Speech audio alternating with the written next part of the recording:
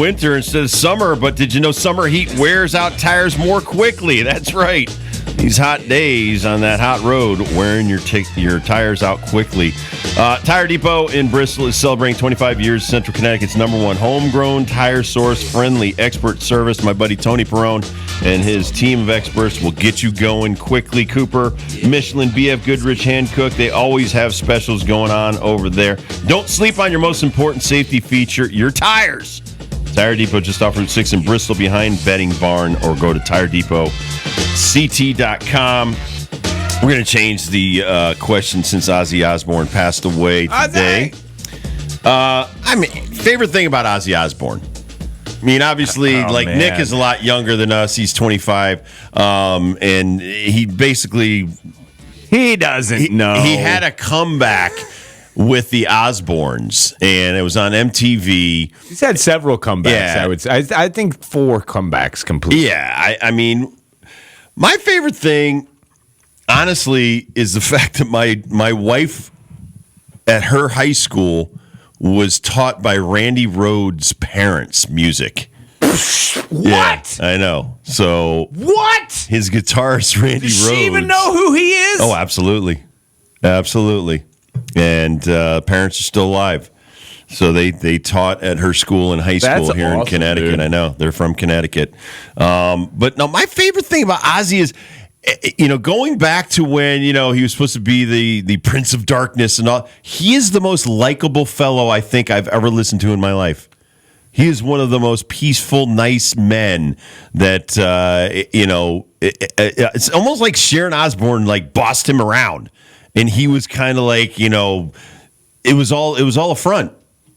Even though, I know Black Sabbath was how I was introduced to him, and then he had his solo career and everything, and then obviously a couple different solo careers over the course of his lifetime. But I think the one thing I loved about him is when I listened to the whole thing about him, supposedly biting the head off of a dove, then it became bats, but it really was a bird. Yeah. And he did that because he was mad at the record company. It wasn't that he was trying to be this evil guy.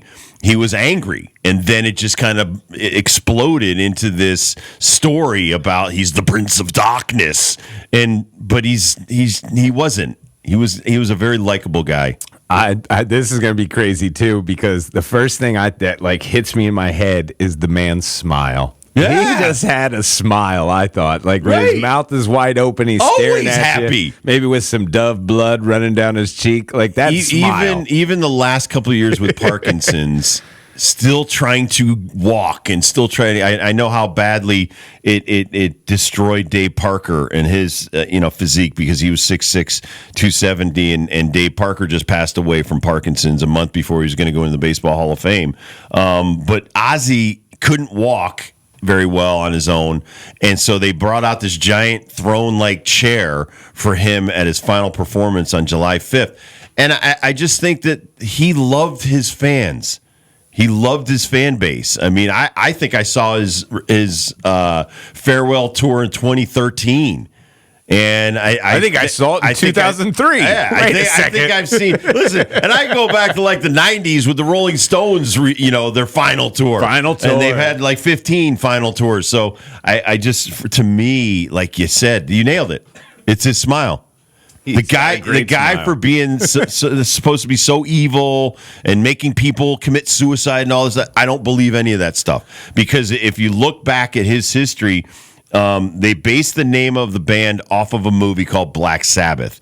Tony Iommi, the guitarist, was reading a book on the occult, and basically started saying, what if we did these dark songs and we did it to a bluesy riffs and stuff like that. And you got to remember, we're in the Beatles phase, we're in the Monkees, and we're in a lot of drugs, LSD, acid trip type stuff, and people wanted 6-minute songs and 8-minute songs. And if you look back at a lot of these, some of my favorite Black Sabbath songs, they were long songs. I grew up on Led Zeppelin, The Doors, all these different bands that played long rock songs that you couldn't get airplay other than a rock station.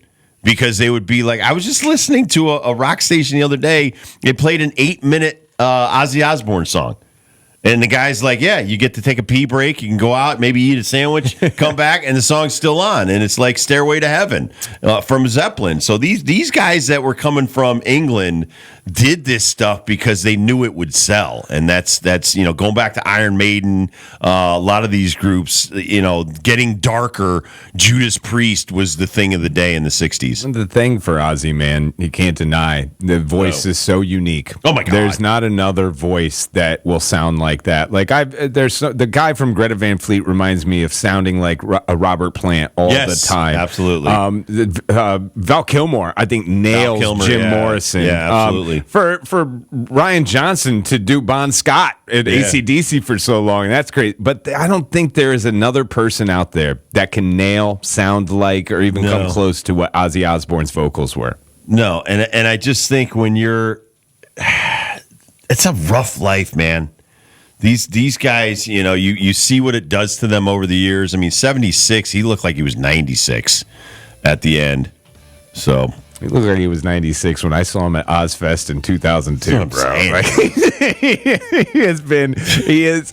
I said to you guys, I was like, what's the number? What'd he get to? And they said 76. And I was like, that's 36 to 46 longer than what a lot of people thought. A lot of people. R.I.P., man. Pour one out. Absolutely. Pour one out to the Wizard of Oz. Ozzy Osbourne passes away today at the age of 76. Let's get into some NFL camps as they start opening up. We start hearing all kinds of stories about this guy and that guy. Are they happy? How they're going to play this year?